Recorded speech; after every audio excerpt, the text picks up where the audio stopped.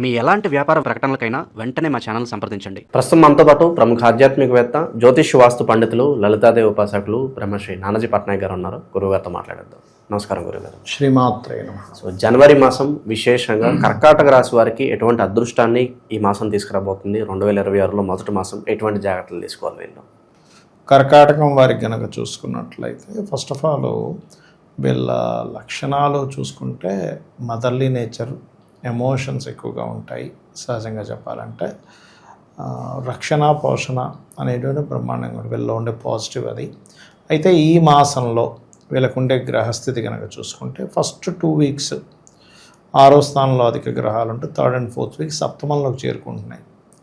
అష్టమ రాహువు, భాగ్యశని, 12వ స్థానంలో గురువు, ధనస్థానంలో కేతు ఉన్నాడు. అయితే ఈ గ్రహస్థితిని అనుసరించి వీళ్ళకి అసలు ఈ నెల ఎలా ఉండబోతుంది, ఎటువంటి పరిహార మార్గాలు చేసుకోవాలి, ఏ విషయాల పట్ల కించిత్ జాగ్రత్త వహించాలనేటువంటి అంశాలు చెప్తుంది నేనైనప్పటికీ కూడా చెప్పిస్తుంది సాక్షాత్ లలిత అమ్మవారిగా భావిస్తూ.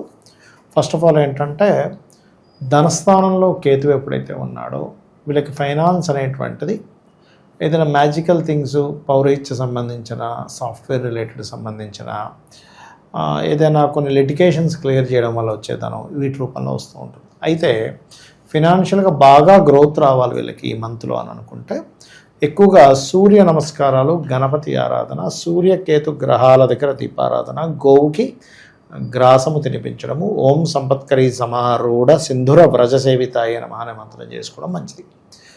కొంచెం సిబ్లింగ్ వరుస వాళ్ళతో తోబుట్టు వరుస వాళ్ళు అవ్వచ్చు, తోబుట్టులతోని మొదటి 2 వారాలు కొంత ఘర్షణ యోగం ఉంది.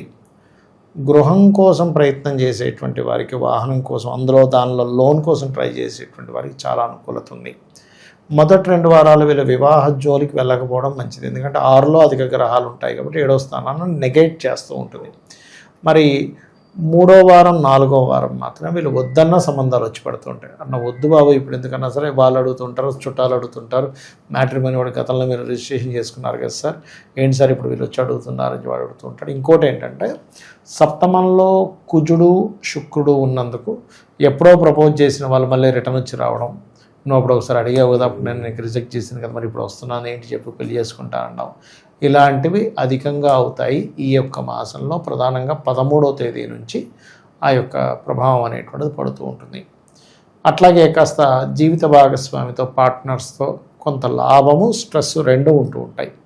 అష్టమంలో రాహు సంచారం జరుగుతున్నందుకు ప్రధానంగా అష్టమ రాహు ఎప్పుడు కూడా వాహనాల మీద వెళ్ళేటప్పుడు, అందులో ప్రత్యేకంగా మనకి చలికాలంలో ఉదయం డ్రైవింగ్ చేసిన కొన్నిసార్లు మంచు ఉంటుంది ఒక దగ్గర, కొన్ని ప్రదేశాల్లో మంచులో, ఎట్టి పరిస్థితుల్లో మంచులోని వాటర్ ప్లేసెస్కి, ఇలాంటి ప్రదేశాల్లో ముఖ్యంగా ఇది కర్కాటక లగ్నం కాబట్టి ఈ వాటర్ ప్లేసెస్కి వెళ్ళినప్పుడు అది కొంత జాగ్రత్త వహించాలి ఖచ్చితంగా. అయితే 9వ స్థానంలో రాహు ఉన్నాడు కాబట్టి తండ్రి గారి ఆరోగ్య విషయంలోని లాంగ్ జర్నీ చేసేటప్పుడు శనివారాలు చేయకూడదు. అలాగే పెద్ద మొత్తంలో మనీ ట్రాన్స్ఫర్స్ కూడా శనివారాలు పెట్టుకోకండి. మరియు అదేవిధంగా సాటర్డేస్ కొంతమంది శనివారాలు చేస్తుంటారు, ఒక పొద్దు ఉండడం, అలాంటివి చేయడం మంచిది ముఖ్యంగా. అండ్ ఏదైనా శనివారాలు ప్రత్యేకంగా వెంకటేశ్వర స్వామి ఆలయానికి వెళ్ళడము, వీళ్ళు ఎక్కువగా స్కందుని ఆరాధన చేయడం అనేటువంటిది మంచి ఫలితాలు ఇస్తుంది చెప్పాలంటే. ఇక వీరికి ఉద్యోగ సంబంధించినటువంటి విషయాల్లో కనుక చూసుకుంటే ఆఫ్టర్ 13th అంటే జనవరి 13 తర్వాత నుంచి కొత్త ఉద్యోగ అవకాశాలు రావడానికి ఎక్కువ ఛాన్సెస్ ఉన్నాయి. కానీ 13th ముందు మాత్రం ఉన్న ఉద్యోగంలో మారిపోవాలనేటువంటి ఫలితాలు ఎక్కువగా చూపిస్తున్నాయి.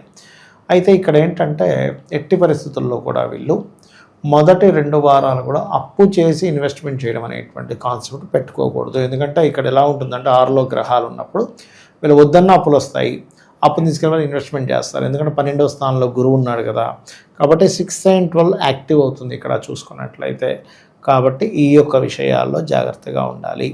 ఇక వీళ్ళలో కొంతమంది గవర్నమెంట్ జాబ్స్ కోసం వెతుక్కుంటూ ఉంటారు, ఐఏఎస్ అని, ఐపీఎస్ అని, లేదా గవర్నమెంట్ జాబ్స్ కోసం తీసుకునే ట్రైనింగ్స్ ఉంటాయి కొన్ని, అటువంటి వాటికి కూడా అనుకూలంగా ఉంది ఈ నెలలో చెప్పాలంటే వీరికి.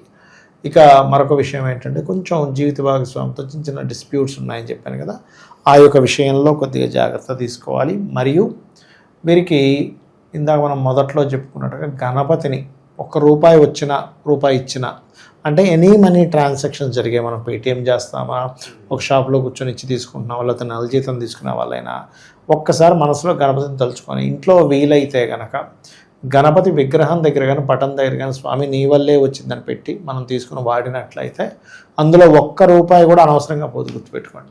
ఎందుకంటే ఇక్కడ ఎప్పుడూ కూడా 12లో ఉండేటువంటి గురువు ఇప్పుడున్న కండిషన్లో అది అనవసరమైన ఖర్చులను ఇచ్చే ఛాన్స్ ఉంది.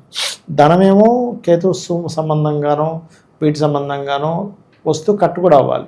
ఇలా ఎవరైతే చేస్తారో మరియు ఖర్చు పెట్టేటప్పుడు కూడా ఒకసారి చండికాదేవి అయిన మహా గణపతి అయిన మహా అనుకుంటుంటారో ఖచ్చితంగా వీళ్ళకి అనవసరమైన ఖర్చులు ఉండకుండా బాగుంటుంది చెప్పాలంటే.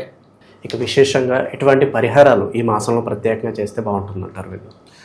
బాగుంటుందండి. కాకపోతే వీళ్ళకి కొంచెం ఈ నెల మార్పులు ఎక్కువగా ఉన్నాయి. 3-4 వారాల్లో ఎక్కువ ప్రయాణాలు ఉన్న ప్రదేశం నుంచి మార్పులు ఎక్కువగా ఉన్నాయి.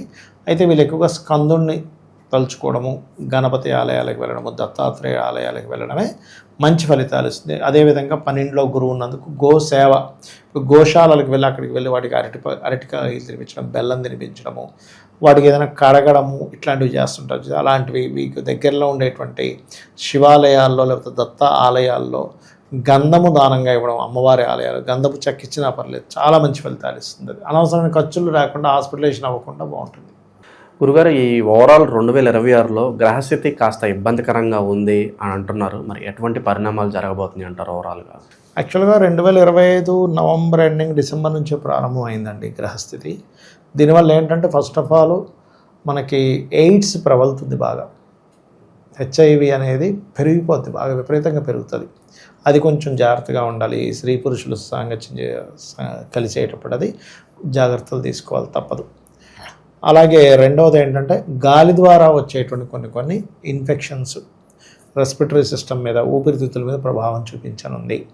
సడన్గా గాలివాన ఎక్కువ అవ్వడం, కొన్ని మత కల్లోహాలు ఏర్పడడం, ఒకరి మీద ఒకరు కేసులు పెట్టడం, సినిమా మూలంగా కేసులు ఏర్పడడం. ఇప్పుడు మనకి ఈ అఖండ కూడా రిలీజ్ అవ్వబోతుంది కాబట్టి అఖండ మూవీ మూలంగా కూడా కొన్ని ఏదైనా కేసెస్ ఏర్పడడం, గొడవలు ఏర్పడడం, కొన్ని ఆటంకాలు ఏర్పడడం ఇట్లాంటివి జరగనున్నాయి. అంటే ఏం లేదు, ఒక మతం వాళ్ళు వ్యతిరేకించడం, అంటే ఇంత వీళ్ళ సనాతన ధర్మాన్ని ఇంత గొప్పగా చూపించేస్తున్నారని కుళ్ళు బుద్ధితో ఎవడో ఏదో ఇచ్చేయడం అట్లాంటివి కూడా ఉంటుంటాయి, అది పర్టికులర్గా. అలాగే మరొక విషయం ఏంటంటే ఇక్కడ కొంచెం గాసిప్స్, అంటే మనం ఏ తప్పు చేయకపోయినా, ఎందుకంటే మిథున రాశిలోకి వస్తున్న గురువు కదా, అక్కడ వక్రించిన గురువు కదా, వక్రించిన కూడా వక్ర సంబంధించిన ఫలితాలు ఇస్తూ ఉంటాడు. అది కాకుండా గురువు రాశుల్లో ఉండే ఈ 2 గ్రహాలు కూడా ఏం చేస్తుంటాయంటే అక్కడ మనం ఏమీ అనకపోయినా అన్నాడనే ఒక మాట రావడం, తద్వారా అనవసరమైన ఘర్షణలు, అనవసరమైన గాసిప్స్, అనవసరమైనవి. అందుకని ఏంటంటే వీలైనంత మట్టుకు రాజకీయ నాయకులు కానివ్వండి, సినిమా ఫీల్డ్కి వాళ్ళు కానివ్వండి, సమాజంలో ఒక పేరు ప్రఖ్యాతులు ఉన్న వారు కానివ్వండి, ఒక మాట మాట్లాడేటప్పుడు 1కి 4 సార్లు చూసి ఆచితూచి అడుగు వేయాలి. అదేవిధంగా సరిహద్దుల్లో ఈ జల ప్రాంతాలకి, సముద్ర ప్రాంతాలకు దగ్గరగా ఉండేటువంటి వారు, కొంచెం మంచుకొండల ప్రాంతాల్లో లాభాలు పొందేటువంటి ప్రదేశంలో ఉండేటువంటి వారు కాస్త జాగ్రత్తగా ఉండాలి.